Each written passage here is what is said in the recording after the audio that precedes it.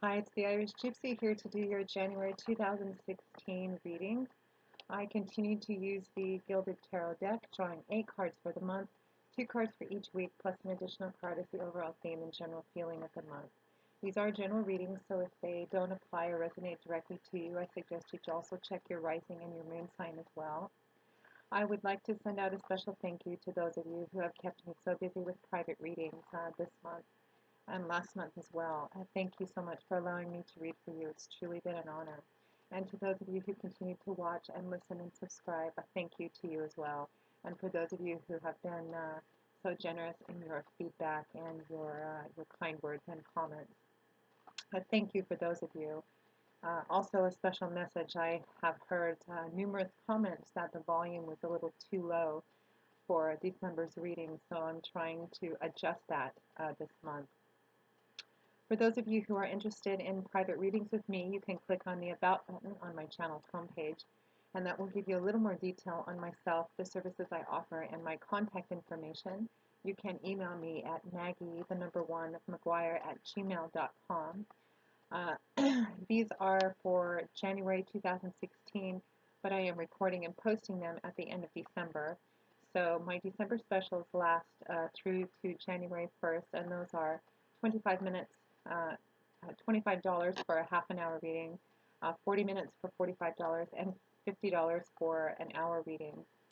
The specials that I run in January, as I'm trying to run a special every month to keep the prices of certain readings down, my specials for January will be readings for $1 a minute, beginning at 30-minute readings and going all the way up to 90-minute readings. So again, if any of you are interested in those, just click on the About button, and that will give you more information. So let's get right into your reading. This is for Scorpio for January 2016. My little stingers, let's see what the month of January holds for you. Now, as I've stated before, I do shuffle my cards thoroughly before each and every reading, but I like to go through a last little bit of a reading while I'm actually recording with you. Scorpio, January 2016. What does the first month of this brand new year hold for you?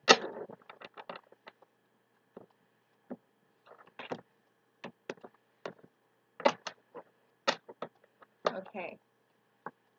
For the first week, we have the Five of Pentacles, followed by the Sun card. For the second week, we have the Emperor, followed by the Magician. For the third week, we have the King of Pentacles, followed by the Three of Pentacles. For the fourth week, we have the Two of Cups, followed by the Seven of Cups. And as an overall theme and advice of the month, I pull a card from the bottom of the deck, and you have the Four of Swords.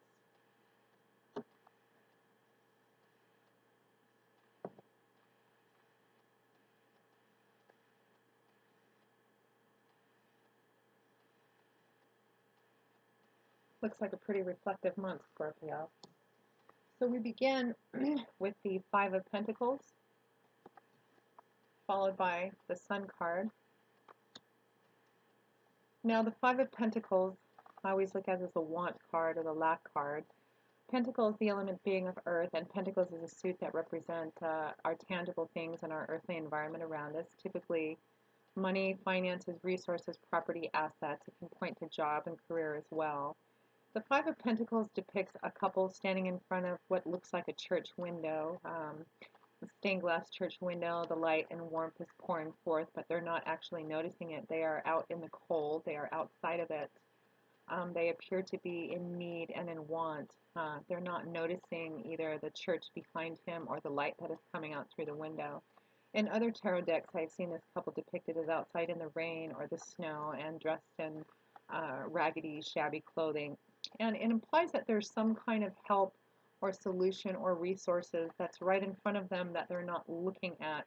They could easily turn to it and reach out and ask for help, or ask or receive what is take what is being offered in front of them, but they're not even noticing it. And this card speaks to actually just that, a solution or help or resources of some kind that's right in front of you that you're not noticing, or that you're not reaching out and taking because you're either not seeing it or you're unwilling to take it for some reason. This card speaks of being in a position where you feel a lack of resources or a lack of some kind of security. Typically with finances, as it's the suit of pentacles, it would point to something tangible. This card speaks of perhaps you're either ending December or beginning January in a place where it feels like you don't have enough money, your finances are very tight.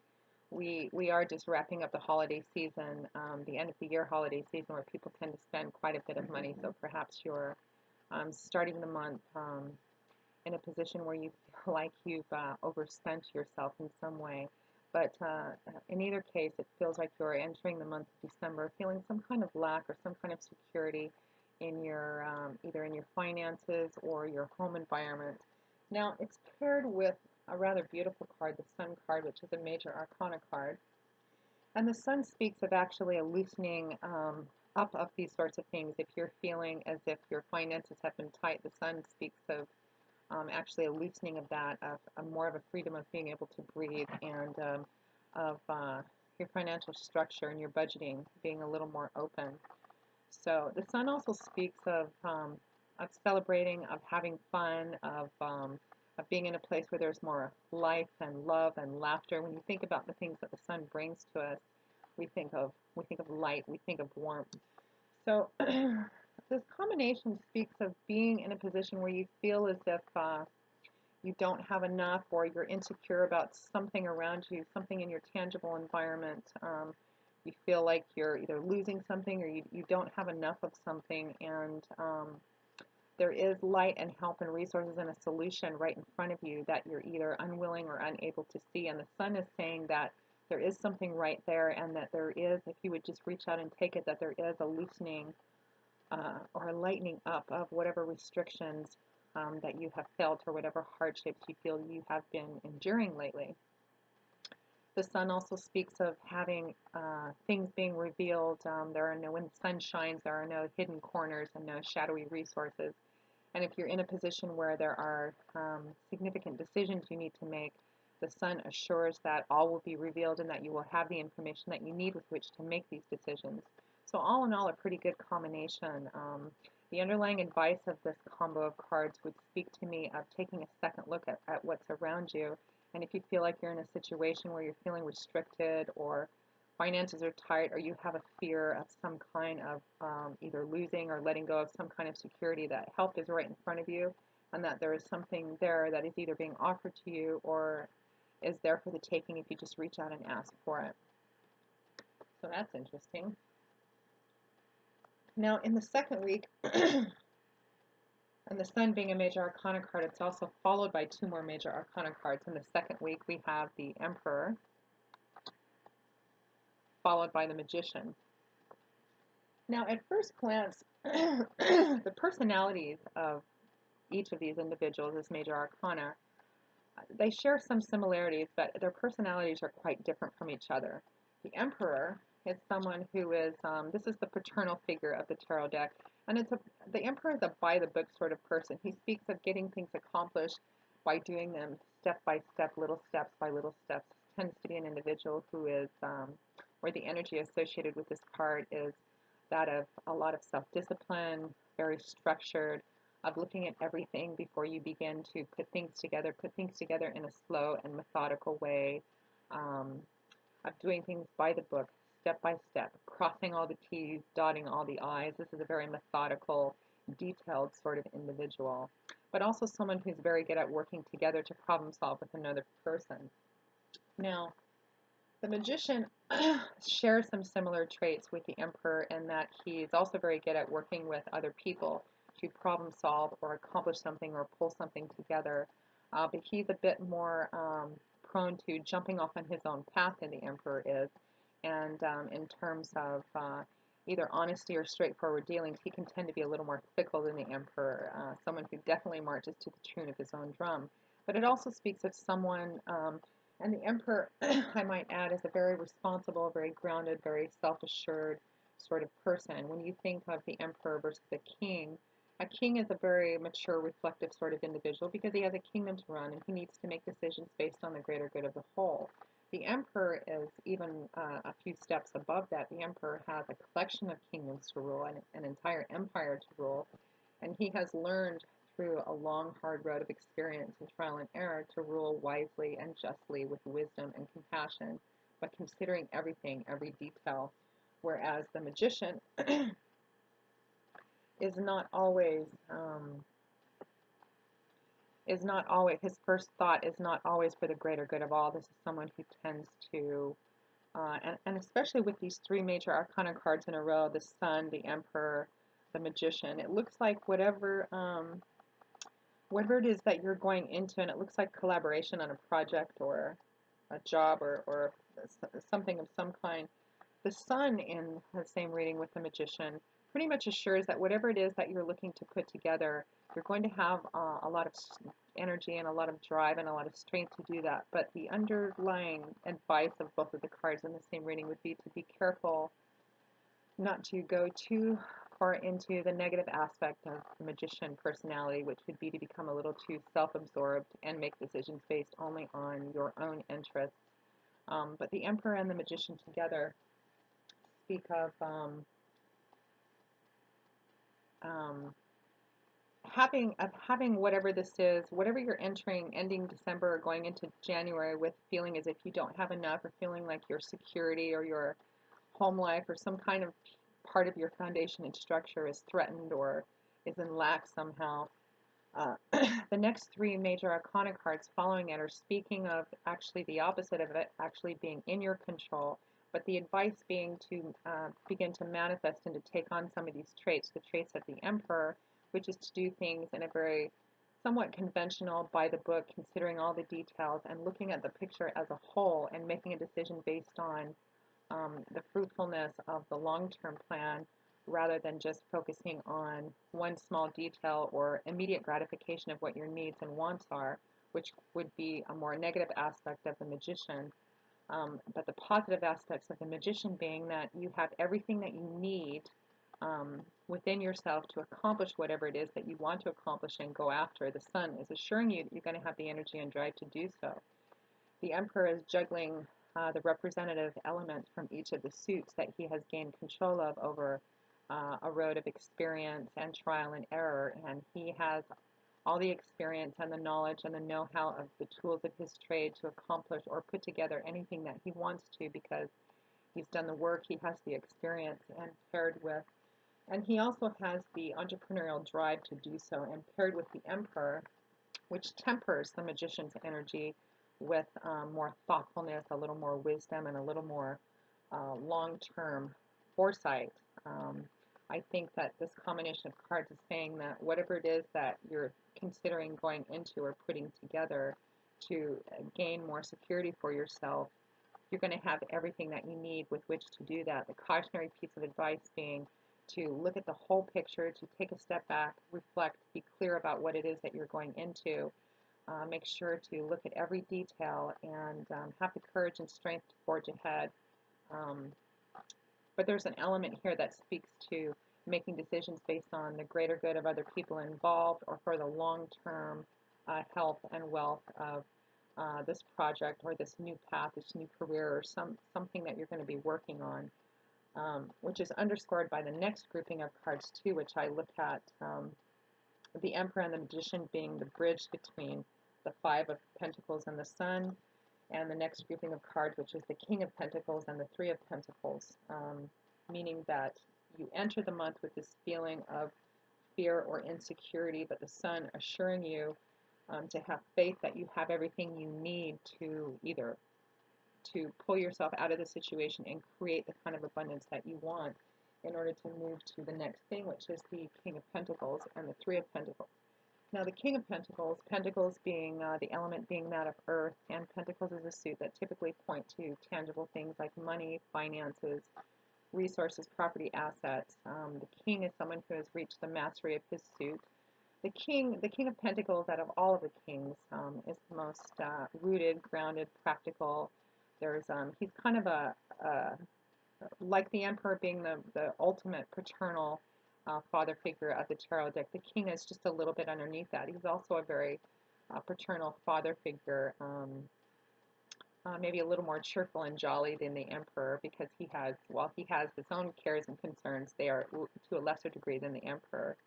The King of Pentacles has a very provider feeling to it. So perhaps for some of you Scorpions out there, you may be entering the month maybe concerned about the welfare of your family or people that you might be providing for, including yourself, and that part of what you need to do and whatever decisions you make to move forward or whatever new projects or new jobs or new entrepreneurial adventures you get into, you need to be sure to, the advice here is to take a step back, look at the entire picture and make a decision based on the greater good of everyone involved and the longevity of your goals themselves, which is something that the King of Pentacles would do. He would make personal sacrifices or put his own immediate gratification and needs aside in order to make decisions that are best for um, his kingdom, the people around him, his family, which is an echoing theme with the Emperor, the King of Pentacles as well. And this speaks of someone who has reached the mastery of his suit. He is enjoying the wealth and abundance around him. He has worked long and hard for it. He has sacrificed for it. And it's not just about the physical, tangible money and assets and property that he's enjoying. He's just in a place where he's very comfortable with himself. He has a feeling of inner security, too, which it looks like you're beginning the month feeling a lack of. But I think it's calling upon the Emperor and the Magician to tell you that you have everything you need with which to come to this place. Be careful not to be too self-absorbed in this or become too self-focused and obsessed with immediate gratification of this. And again, I'm just getting the strong message of looking at everything and making decisions based on what's good for this project or this new path as a whole and the people involved in it. Now the King of Pentacles is paired with the Three of Pentacles, which underscores again this message of working with other people for the greater good. The Three of Pentacles is a card of working in collaboration and negotiation with other people, with more than one person. It shows I'm a man who's holding up one pentacle and there's two in the air above him and he's in front of his workspace. And this speaks of working on a project with other people, working towards a goal, a common goal with a group of people, a group of like-minded people. It also speaks of perhaps compromising to work with other people. Um, Sometimes this card comes up when you have to negotiate or make certain compromises to work with a group of people who maybe don't always see eye to eye, or for whom there's some kind of contention. You would rather maybe not work with them, but it's necessary in order to achieve a common goal. This is not a card of personal gratification, and this kind of underscores whatever it is that you're working for or wanting more of. It's going to require being very tempered and working with other people and making decisions based not only on what you need and want, but on for the greater good, for the greater good of a project, which may include putting some of your own immediate needs aside in order to accomplish this. And the King of Pentacles speaks in being very methodical and very conscientious and compassionate in how you go about doing that. Now, in the last week of the month, we have the Two of Cups, followed by the Seven of Cups. And I'm seeing this grouping as more of an advice, a piece of advice and a cautionary note, although it could resonate differently for other people. I'm seeing this reading primarily, the feeling I'm getting is that it's has a more earthly quality to it. You have three Pentacles cards, three major Arcana cards, and just two Cups and a Swords card. So I'm getting a feeling that whatever this is focused on, for the majority of those of you Scorpions watching this, it's going to be something focused on your job, your resources, your home, something to do with your how you live your day-to-day life and how you see your security and your physical abundance and comfort in your day-to-day life. So we have the Two of Cups, which in a love reading would represent the soulmate connection. But in a business or finance reading, or what I'm getting a stronger energy from in this reading, is that it's more about a union. It's more about contracts coming together with other people, which again is underscoring the theme in these other cards about working together with other people, making decisions based on the greater good of everyone involved. This speaks of communications, negotiations, contracts. It's the basic union itself and the communication there, and it's a beautiful one, and it has the potential to be to play out quite well in the long run. Now it's paired with the Seven of Cups. The Seven of Cups being the card I see often as being a card of, it can be a card of having more than one choice at a time. If this resonates with you in a more relationship sort of energy, this could be either having unrealistic expectations or ideas about the potential of a relationship, seeing someone as your soulmate or the potential for your eternal lover, but that not really being reality based. This is a card I see primarily too of not being focused enough and of being a little too unrealistic. It's a card of fantasy and illusion. And I think following and paired with the Two of Cups, it's a cautionary card about, again, I'm just kind of getting this general feeling of make sure to channel the traits of the Emperor in looking at everything before you make a decision or jump into something. Because the magician is more prone to go, oh, this looks really good. This looks like it might work out for me, and just dive right into stuff. Whereas the emperor would take a step back and say, this might not work out for the good of everyone involved. I need to take a further look at this, reflect, look at all the details, be realistic about this, which I think is exactly what this combination of cards is speaking of before you go jumping into this beautiful looking union or coming together of other people or whatever this is speaking to, however this is resonating to you on collaborating with a group of other people to accomplish something that looks like it has the potential to be quite rewarding in a very physically abundant and secure sort of way, to make sure that you go into it having considered everything and everyone involved, that you're realistic about it, that you make sure you're going into it with your eyes open, that you consider every detail, read the fine print, and make sure you don't have any fantasies or illusions about what this is. And it looks like it has the potential to be quite good, and it looks like you have the cards are speaking to you having and the people involved having everything that's needed to accomplish something and make it be quite fruitful in the long run, but to be just very detailed and very wise and very grounded in how you go about doing that. Be reflective about it. Now, your overall theme card and general advice of the month, you have the Four of Swords, which is a card that speaks of going within, of reflection, of assessment, of taking a time out to consider things, to take a rest before you head back into it. This shows a man, and swords, the element being of air, and swords is the suit that represents our reason, our logic, our thinking, our ways of thought, the way that we think of things. The Four of Swords shows a man who is girded for battle. He's still dressed in his armor. There are three swords in the air above him, pointing down at him, although he's not engaged with them, nor they with him. He has his own sword close by his hand should he need it, but for the time being, he's resting. He's taken a time out. Whether he's just finished a battle or he's taking a break in the middle of battle, for the time being, he's taking a break. He's withdrawing for a time. This is a card, can be a card of healing. It's primarily a card of reflection, of taking a time out, of resting, of assessing.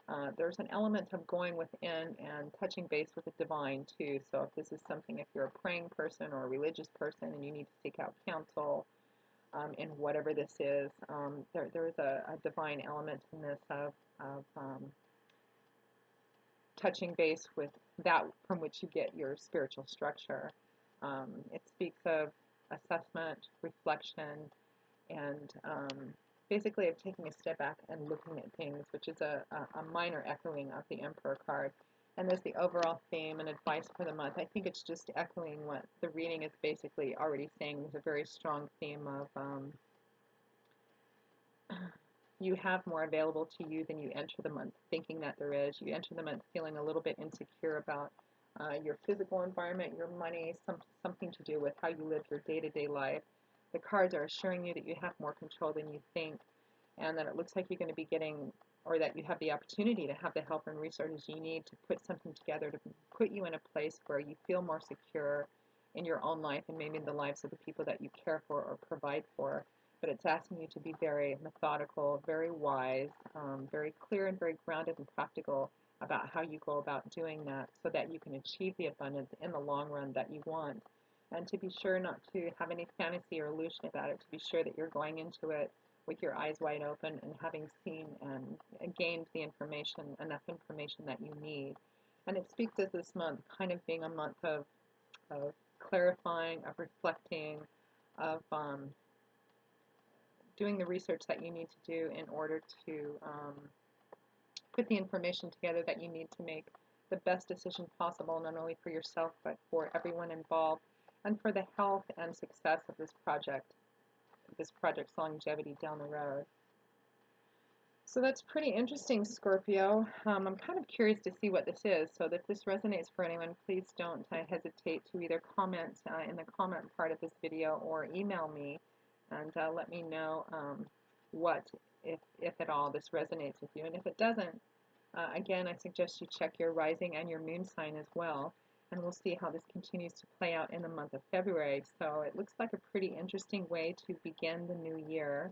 It looks like January is going to be mostly a reflective month for you and of trying to put together everything you need to start something new or continue to put together something that you're already thinking of or already beginning to work on. So if you're interested in an extension of this reading or a private consultation, just click on the About button on my channel's homepage, and that will give you the detail and information and contact information that you need to get a hold of me for scheduling. So I hope you've enjoyed this reading. Thank you for watching and listening and subscribing. I will see you next month, and as always, I wish you joy, peace, and a happy life. Bye, Scorpio.